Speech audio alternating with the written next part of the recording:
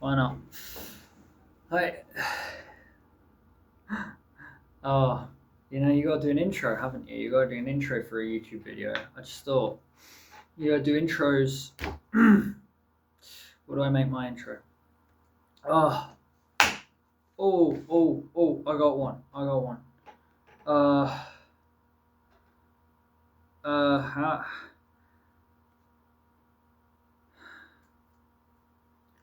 how's it, how's it, how's it going? How's it?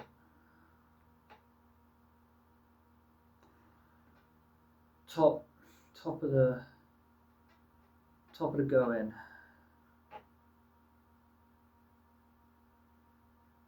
Oh, I haven't got one. Anyway, uh, this is a position. So, I just want to make this video as like just kind of like a little thought train on the thing. The thing being quite old actually now. Quite old. Is it old? What's the time? I don't know. The last Doctor Who season, or the first Doctor Who season, of the new Doctor Who stuff. That stuff. Yeah. Everybody was like, "Oh my god, really upset." Oh my shit. And I just kind of I watched it and I took it as it was back then because I was just like, hey, it's another creative doing their creative shit. No point complaining about someone who's a lead creative director on a series which you have no input on. I mean, there's this weird thing where people are like, oh no, let the fans say what they want to say and all that sort of stuff. But I think it's stupid because it's not their creative medium. Yeah, they'll say what they say, and of course that's whatever. But hey, don't change your creative vision to mold someone else's. Fuck that shit. Fuck that shit. Anyway, I guess I just wanted to talk about the whole idea of death on death equals life. It's like -1 plus -1 equals, what does it equal? I don't know, I forget maths, I failed it or something like that. I didn't actually fail it, I passed it by the skin of my teeth. But what's it? So -1 plus -1 equals -2. -1 plus 1 equals 0. If I'm remembering correctly. That just makes sense. Now, it's something to do with minuses and plus and positives and all that sort of stuff and made a little bit jibbly jabbly, but I don't think that reflects it well. So, past that analogy, throw that to the side. Now, main thing that I think of when I think of how death makes life is rot and decay and all that kind of shit. Fungus, mushrooms, and stuff like that. They're vital part of the ecosystem to making new life and more life and shit like that. You know what I mean? And also, fungus, they're just such beautiful creatures, aren't they? You walk in the wood and you see these weird, they've got these caps on and they look real dapper and real cool. About to go to some, I don't know, high class meeting, high society meeting and be like, yes, I do think that the decay of the world is good for us. And of course it is, because it is. It's good for mushrooms. But guess what? Mushrooms decay as well. Mushrooms, they destroy leaves, they eat that shit all up, and then they give energy to the soil again. But now it's got through them rougher months. Winter happens, everything's a bit dormant, but then it gets to spring. And then everything starts to come back and the leaves start to appear on the trees again. You've got the blossom, the beautiful blossom. And it's so lovely. I'm not a fucking, like I said, I failed science as well. Biology. But anyway, I'm talking in the most, generic kind of idea of it. Somebody can be like, actually, it's the mitochondria, and when you think about it, the enzymes of the certain fungi and all that kind of, you shut the fuck up. Actually, no, do talk if you want to talk, because if you know stuff, but don't be a little snotty nosed bitch about it. Anyway,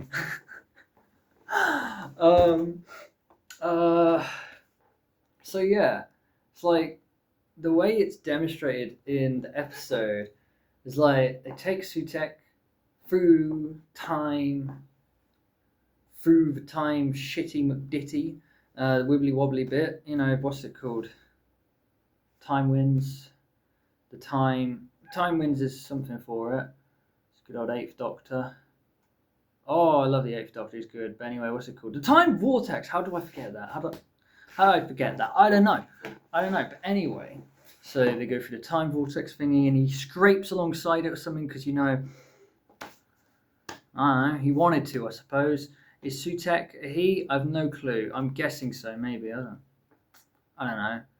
Something father, mother, and other, and all that sort of shit, innit? So Sutek's whatever you want to call them. And yeah, they just spread that shit, and they touch every part of reality, and I guess it kind of suggests that Sutek isn't actually in control of his own power of death, because if he was, he just wouldn't do it. He'd just be like, no, I'm not bringing these people back. Fuck that shit. He's not in control. So hey, that's something interesting, isn't it? That's interesting. That's an interesting little thing. Is it like fungus? Is it like how the initial decay of the universe due to Sutek, an initial destruction, but everything gets turned to dust? And that's a difficult one, because this is why I don't like cremation, because the energy of the person is just incinerated, and that's the energy. The energy is used up all at once, man. You know what I'm saying? I mean, obviously the heat disperses and all that from the flames, but it gets used up. It's fuel, and it's just burnt, and it's exhausted, and it's all done. And yeah, of course, fuel energy can't be destroyed, but it's such a waste.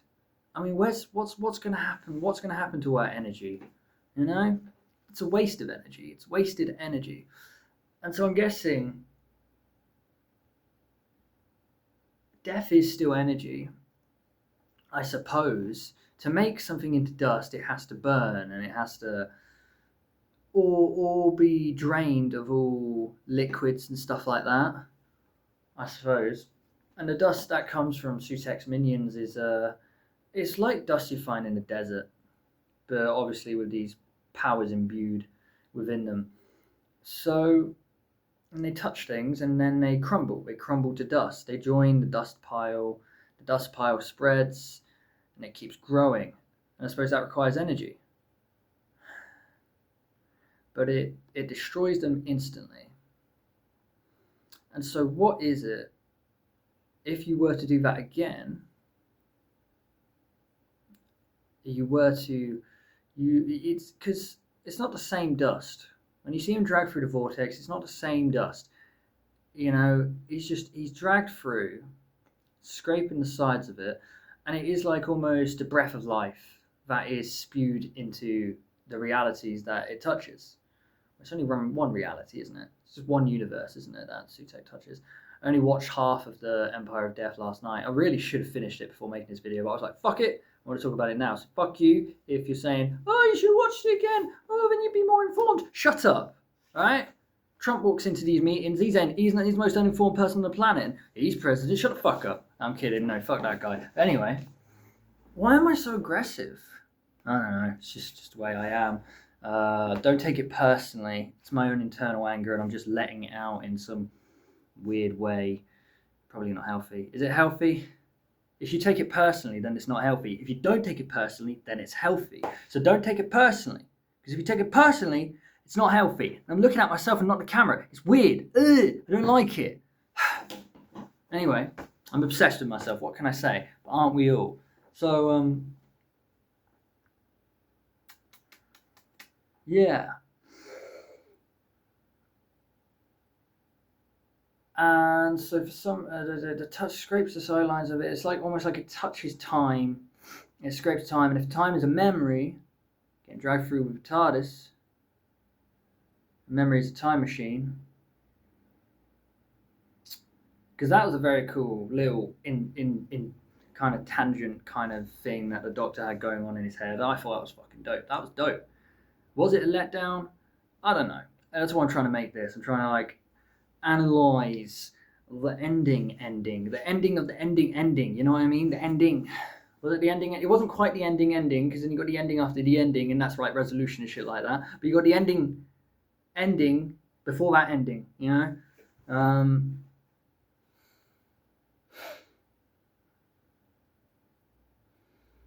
I suppose one thing that I think of is how in the Last of the Time Lords, time was reversed, and everything that everybody died, all the trauma and everything was just...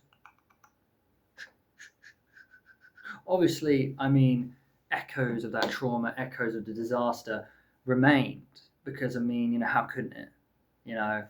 I think if something like that were to happen, then it would still leave ripples in memory and therefore time, which is, like I'm saying, I mean, really, really, really, really good writing by Russell T Davies. I'm just saying he's good. He's good. He's good at the shit he does. He's good at it. It's good. It's good. Yeah. Good. It's good stuff. I mean, honestly, it's a really good season, the first season. People are just little bitches when it comes to new stuff. You know what I mean? This time I do take this personally if you're one of those bitches who are like, I don't like it. Shut the fuck up, bitch. Do you know why creativity gets shut down? Because you fuckers, you come in and you're like, this is different to my vision of the world. I don't like it. Shut it down.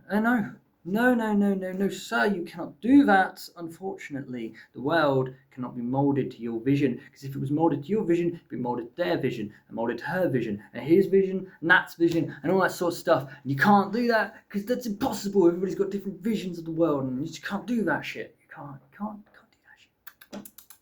Nutty.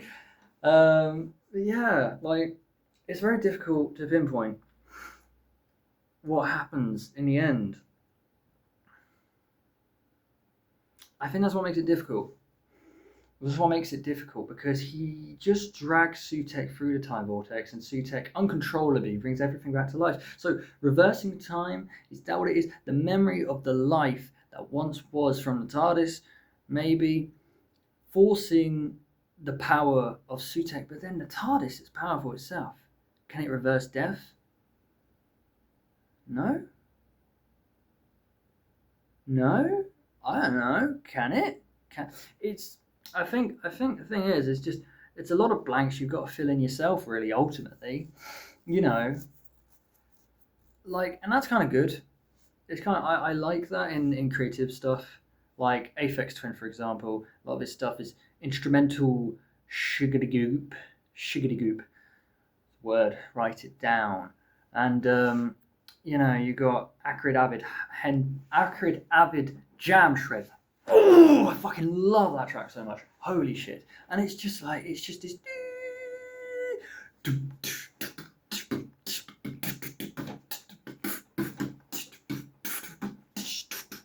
Oh, it's so groovy. That track's good. And it just, there's no vocals or anything like that. Is there a story behind it? Hey, to me, that track is just kind of groove, and I just groove to it. And there's no visual I have to create. It's just me in that moment. That's what the track's about, and I love that track for it. Oh, I love it. And then you got Mount Saint Michel and Mount Saint Michel, or is it Mount Saint Michael and Saint Michael and Michael's Mount? Mount Saint Michael and Saint Michael's Mount. That's the one. That track is such a visual story, honestly. It's got vocals in it, but they're just like harmonic vocals. They're just like, and it's just, what a dream. What a dream of a track. Such a beautiful track. They're listening back to it, it's certainly amazing when you listen to it for the first time. Your mind can barely comprehend what's going on. Drux is one of those albums where you listen to it the first time, your mind can't comprehend it. You listen to it again and again and again. Your mind begins to piece together what makes what links to this, what links to that, and all that sort of stuff. And it gets a bit more easier to read. But yeah, Drux is such a hell of an experience when you first listen to it. Honestly, listen to that album. It's so good. And you have to make the story yourself for the most part. You're given a lot. A lot is crammed into that track. But if you wanna place it, what are the castles relevant? Is the woman a protagonist, an antagonist? Do they not actually play any role? Are they just this ethereal figure that kind of just guides you? Are you the main character still? Are you traveling through this region that's unknown but ever shifting, ever changing? Because these two castles, mountains? The fuck am I talking about? These castles or cathedrals? Are they cathedrals? Are they castles? They're holy places, that's for sure. There is if you've ever gone there, because I've gone to both of them, and they are beautiful. They're both surrounded by the sea. One of them definitely is these are childhood memories. It's difficult to remember. One of them is definitely surrounded by the sea, but it's not surrounded by the sea all the time. Because sometimes the tide goes out and you can walk to it. Once the tide's in, you can't walk in or out of it. You are stuck there or you're stuck away from it. You can't get into it. Which, I mean, natural defenses against any enemy. I mean, come on, that's just genius, genius. But to me, in the track, there does seem to be a battle of some kind. Is it human battle? Is it a battle of man against man, or one man against one man? I don't know. Or is it nature? Is it the tide shifting? Do the walls break down eventually? Is it age and time just going by, going by, and going by? And yeah, it just gets me thinking so much about what it could be because it's still a mystery. I could settle on a story for a bit, but nothing is certain. It could always be something different. And so going back to Doctor Who, that's kind of like what it is with this whole Sutekh situation. Is it time? Are they reversing time? Is it that Sutekh is not in control of his powers and they take full advantage of that? And the gloves. Oh, I just remembered how they used the gloves in it. What a great callback to the first story, I think that was brilliant. Love the gloves, honestly. It's good. It's good. It doesn't matter whether you feel satisfied about the ending or not. The characters, Shuigawa, Millie Gibson, Kate Stewart. Yes, Kate Stewart. Forget the actress's name. But Russell T Davies knows how to write her character. Because, I've watched her in Stephen Moffat.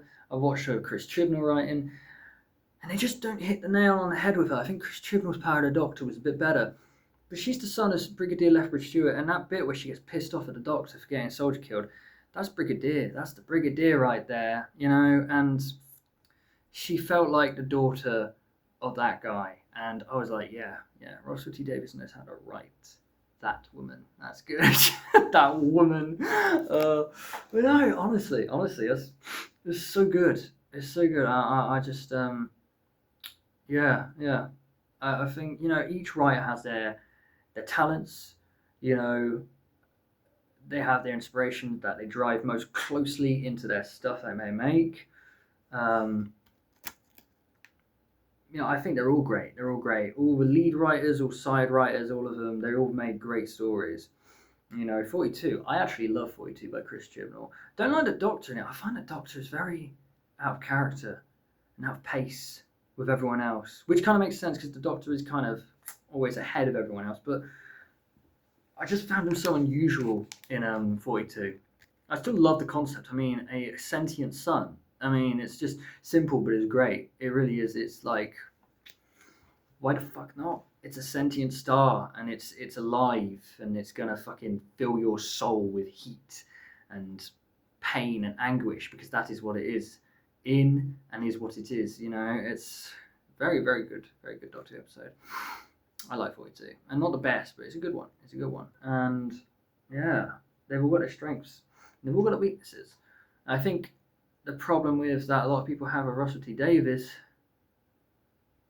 is his finales, his endings. They don't like how they're just so yes, and suddenly it was fine, it was good, guys. It's all chill now. Don't worry, it's okay. We're good. We're fine now. Listen, this happened, and now it's okay.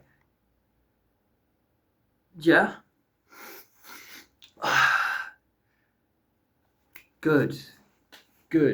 Awesome. I'm glad we cleared that up. Thank God. Dud diddly umptious. We can move on now. We can move on to the next story. Let's go. And I understand that a bit. It is a bit like, okay. All right, then we'll just out of here. We'll just. But it's tough. It's tough. Like when you make a story, any story, it's hard to wrap it up. It's a tough thing to do. How do you do it? How do you wrap a story up? A24 films, they don't generally. Generally, I find they always seem to be a bit on the but is there more? There isn't credits? Oh, okay. Am I satisfied?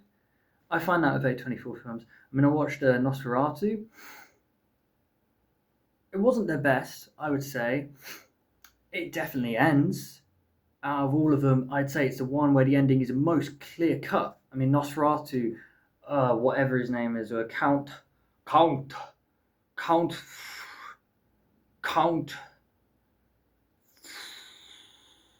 Forget the name of the Count. It was something, Count something, not Dracula. It was something else. Count Verloc. Verloc? Was that thing or something? I don't know. And at the end, he fucks the bitch, and then he dies, and the bitch dies as well, I think. It's a fucking good film, man.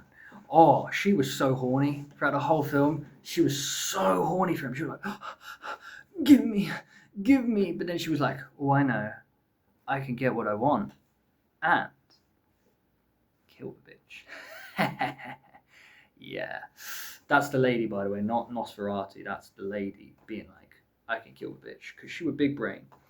But the opening scene, the opening cut of her just going, and then suddenly just getting choked out, and you just got this freaky fucker just like, you know, that's an intro. That's an intro. Like I was there like, it's just, oh, love that shit.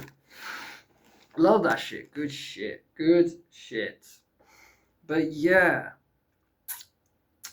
For me, I like the idea of how fungus is death. Death is decay, and decay makes life. Life then dies, decays, makes life. So, put it simply, Sutek kills, the life is dead, but the life energy, where does that go? Is that within Sutek? Oh, and then Sutek is forced to let it out, and that life energy returns to everybody. Maybe. Very much like the fungus kind of thing. That follows my fungus idea, and personally, I like that. But it was really that easy to just. I could have made this video a minute long, and it would have been done. But I don't give a shit because I had to go on tangents, and you'll fucking enjoy them, you little bitch. Thank you. Okay.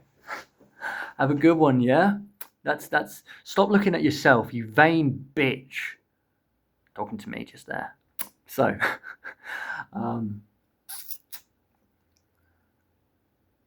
sorry.